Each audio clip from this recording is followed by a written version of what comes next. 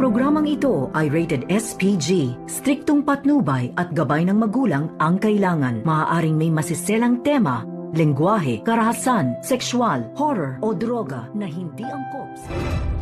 Huwag mo saktan ang anak mo. Eric?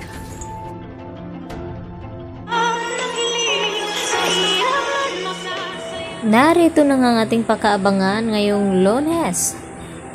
Sa abot kamay na pangarap, marami nga ang nagulat dito sa nangyari dahil sa ginawa ni Giselle na kinaladkad niya itong si Justin palabas ng Apex Hospital.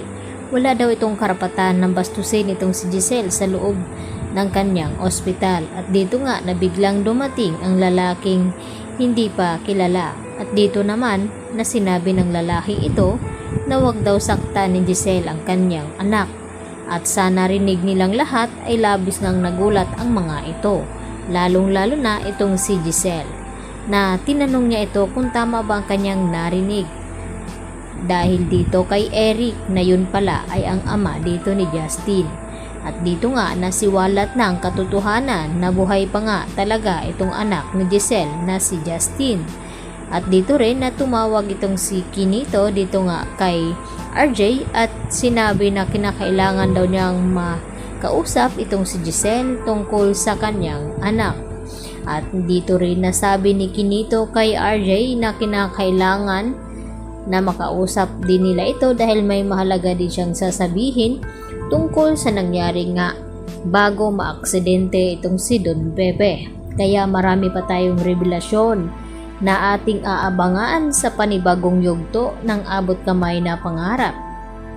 Samantala napaiyak naman itong si Lynette nang magsuklay nga ito na nalalagas nga itong kanyang buhok at naalala ni Lynette ang kanyang nakaraan noon na nagkaroon nga siya ng cancer kaya nakalbo siya at dito naman na ginamot ni Annalyn Santos itong si Lynette at ngayon tila bumabalik na naman ang kaba sa kanya at umiyak siya dito kay Carlos Benitez at tinanong niya ito kung ano daw ang nangyayari sa kanya at ang sabi naman ni Carlos ito ay simbolo ng pagiging stress dito ni Lynette at nagiging traumatic kaya kinakailangan daw niyang magpatingin talaga dito nga kay Evangelista dahil siya ang makakatulong dito kay Lynette nang sa ganon ay hindi lalala ang kanyang kalagayan.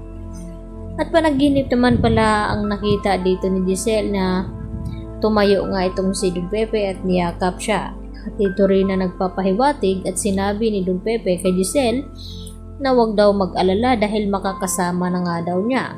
At hindi sinabi ni Don Pepe kung sino ang kanyang tinutukoy sa kanyang panaginip.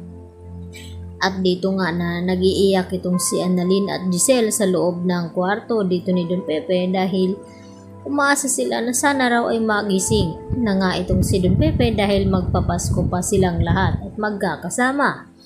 At dito naman na dumating itong mga kaibigan ni Annalyn at lalong na itong si Michael at kinamusta itong si Annalyn kung natutulog na ba daw ito.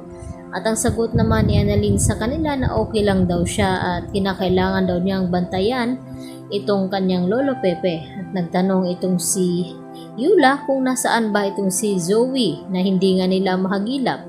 At ang sagot naman dito ni Doc Antonio Luke na kahapon pa daw hindi nakakausap ni Doc Antonio Luke itong si Zoe dahil hindi sinasagot daw ang mga tawag nito.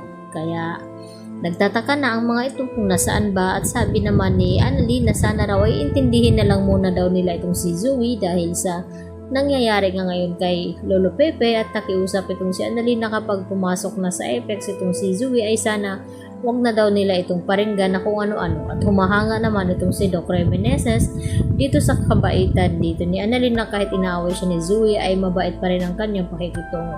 Yan po ang ating patuloy na pakaabangan ngayong Lunes sa bagong yugto ng abot kamay na pangarap. Yan lang po at marami pong salamat.